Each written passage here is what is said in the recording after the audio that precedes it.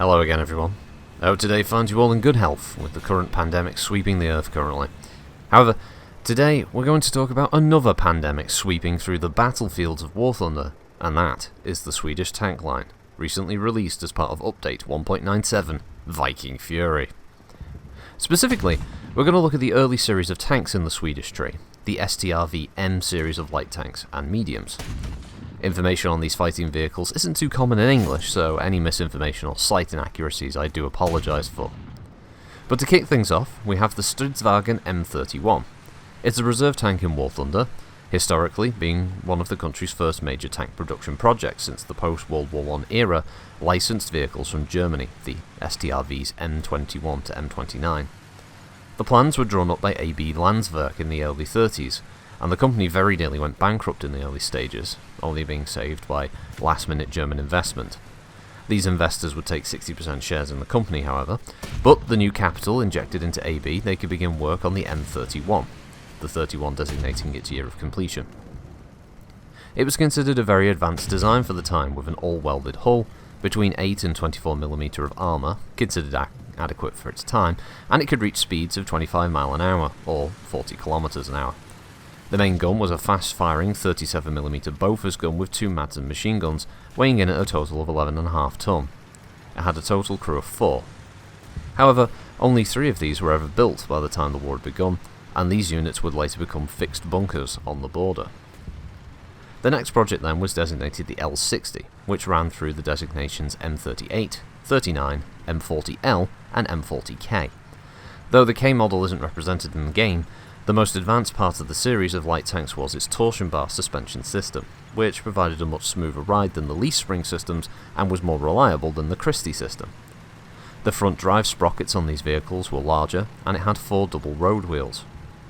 Again, the hull was entirely welded with the same crew of 4, though they weren't welded into the tank.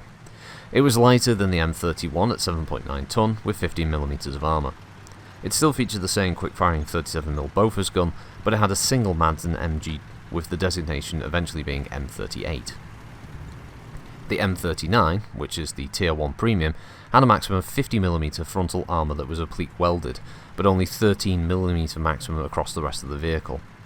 It added a second Madsen machine gun in the turret, though I'm not entirely sure if the crew was still 4 here or whether the crew was reduced by 1, 2, 3.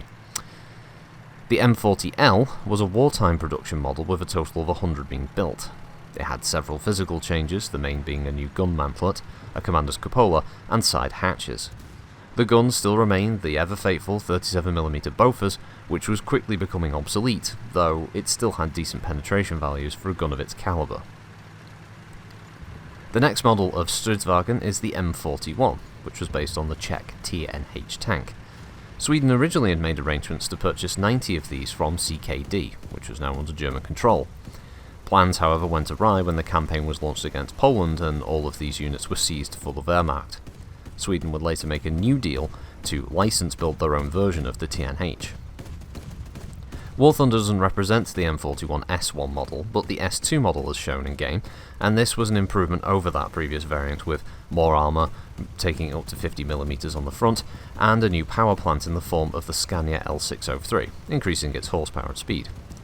This did require a longer engine compartment which stretched the tank, and it did again feature the old faithful 37mm Bofors and twin machine guns, for a total of 104 being built.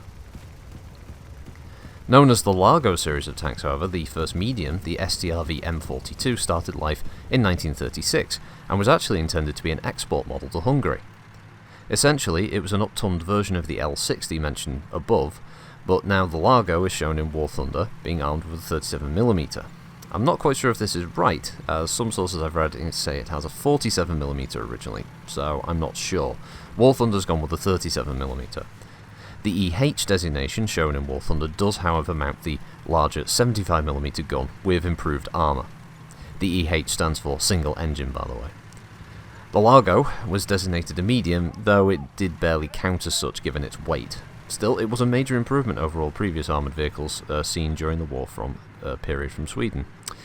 Suffice to say, however, that due to Sweden's neutrality during the conflict, none of the vehicles would ever see combat. But how does all this translate in War Thunder? Well, the Stridsvagn series is a solid entry in the early tiers. The fast-firing Bofors is a great early main gun, with a good muzzle velocity and plenty of ammunition. In fact, every STRV up to the M42EH, or Lago IV, has access to APDS rounds for the 37mm Bofors, making them extremely accurate snipers.